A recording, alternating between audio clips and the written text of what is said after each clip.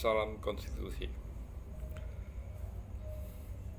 Pada satu ketika saya pernah mengalami kehabisan bensin motor saya. Sementara jarak pom bensin terdekat masih 1 kilometer lebih, sehingga saya harus menuntun ke arah pom bensin. Nah, dalam perjalanan itu saya melewati beberapa tempat jualan bensin eceran, tetapi di situ tidak ada pertalite yang dijual.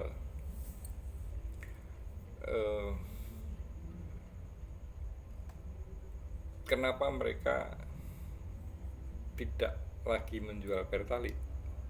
Karena ada aturan bahwa pom bensin tidak boleh melayani pembelian dengan jerigen, karena ini dianggap satu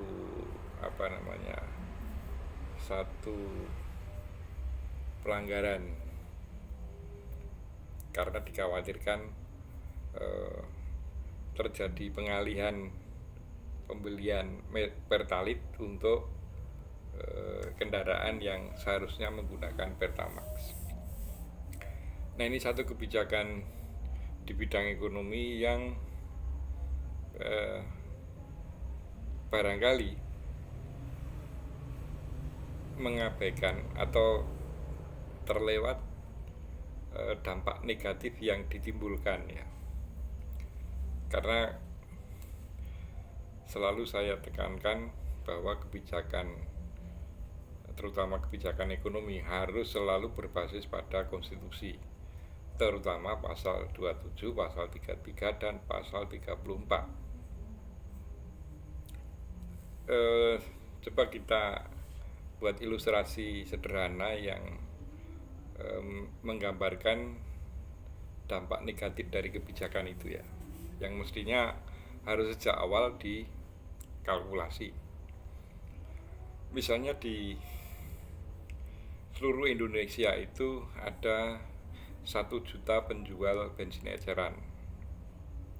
Ya, asumsinya setiap kabupaten kota yang jumlahnya 500 lebih itu ada 2000 penjual bensin eceran. Kalau misalnya omset per hari penjual eceran itu rata-rata 50 liter, dengan mereka mengambil keuntungan Rp2.000 per liter, maka pendapatan yang hilang dari penjual bensin eceran di seluruh Indonesia adalah 50 liter kali 2.000 berarti 100.000 kali 1 juta penjual, 100.000 kali 1 juta berarti 100 miliar per hari. Itu pendapatan yang harusnya diterima oleh masyarakat menjadi hilang, ya. 100 miliar per hari berarti kalau 1 bulan sekitar 3 triliun, ya. 3 triliun per bulan berarti kalau dalam 1 tahun itu 36 triliun. Tolong dikoreksi kalau saya keliru mengkalkulasi secara mengawang, ya. Tapi kurang lebih logikanya seperti itu. Ada pendapatan masyarakat yang hilang akibat kebijakan di bidang bahan bakar minyak. Sehingga maksud dari agar subsidi tepat sasaran itu ada pendapatan yang hilang yang menurut dugaan saya itu tidak pernah dihitung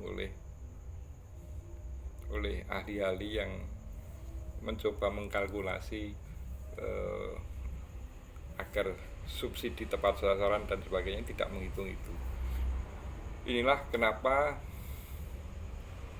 pentingnya satu kebijakan itu harus runtut antara konstitusi dan kebijakan. Konstitusi terkait dengan pasal-pasal yang relevan ya. Karena ternyata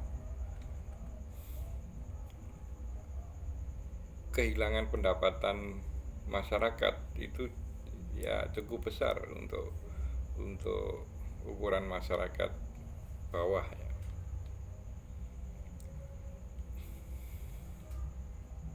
Sehingga perlu kecerdasan untuk mengintegrasikan antara konstitusi dan kebijakan ekonomi.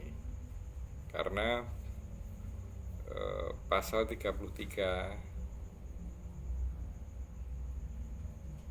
mengisyaratkan pentingnya negara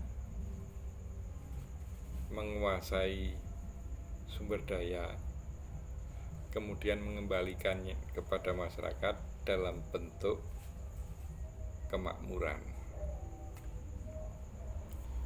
Salam konstitusi.